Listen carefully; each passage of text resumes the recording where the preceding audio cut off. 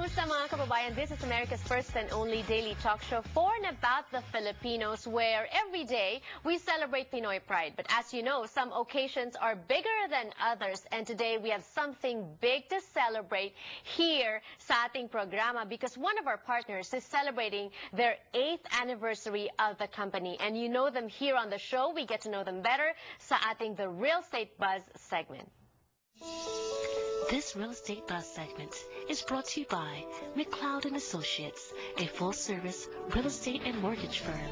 It's not about the number of homes we sell, it's about the difference we make in people's lives.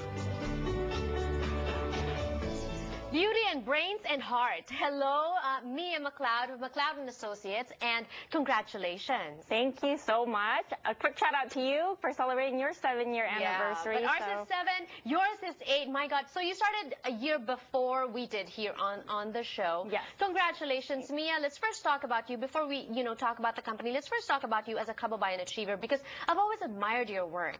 You were part. It's not just me. So it's very noticeable how you've grown as a professional, and 30 under 30. Yes, but right. To be included in that is really a feat, right?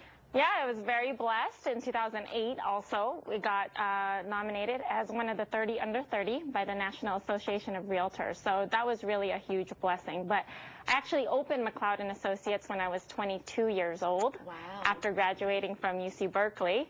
And all I really knew is that I had an entrepreneurial spirit and that I enjoyed real estate.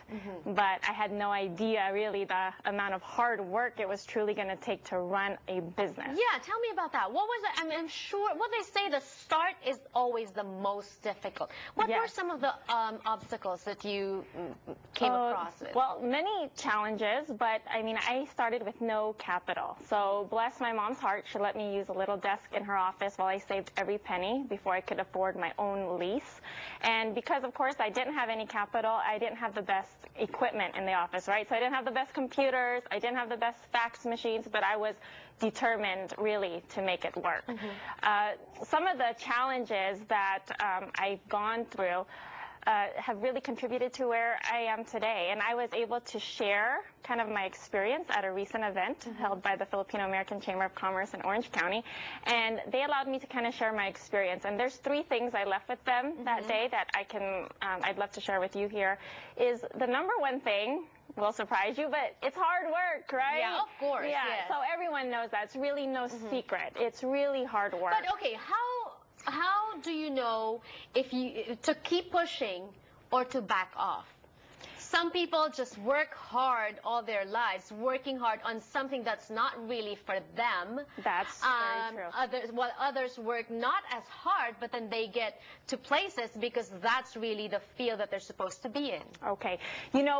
I don't know if all entrepreneurs feel this, but I think if we were to speak to a bunch, and maybe you can even be a testament to this, but true entrepreneurs have this fire inside them. They wake up, they want to conquer the world, they just can't help themselves. They're excited to go to work. They're excited to do everything and the passion for what they do. So I think if you're a true entrepreneur, you know exactly what that feeling is.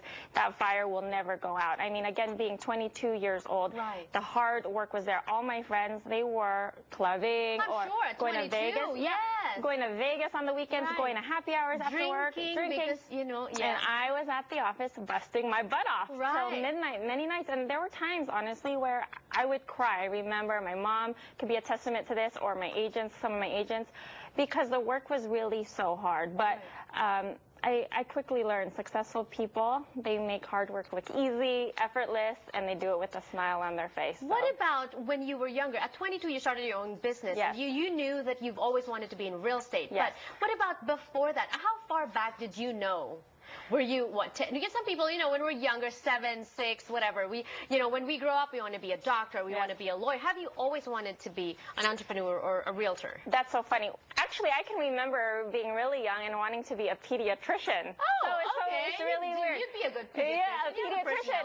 Yeah, but you know, I also really enjoyed real estate. Every time my mom would go look for houses or the touring process, I really liked. And I even remember doing a little workshop when I was like 7th grade, the little wood plank, and what I built was like a wooden key, almost like a key into a house. It was really weird. Looking back at it now, I can see some of the signs. But I did know, as far as I can remember, that I really was an entrepreneur. So whatever business that was going to be, I didn't know yet. Maybe by 7 or 8, I did enjoy certain things like touring homes and things like that. But the entrepreneurial spirit was really always there. And when you are pursuing your path and when you're doing what you're supposed to be doing, you have joy. And you mentioned joy earlier. What was that? Okay, joy is one of the other things that kind of help you through the challenges, because whenever you run a business or life in general, right, there's challenges. So joy is a concept that my pastor shared with me. It's actually not my very own. It's something I learned from him. We have a pastor at our office that goes to our office, bless his heart, every Thursday. He drives all the way from LA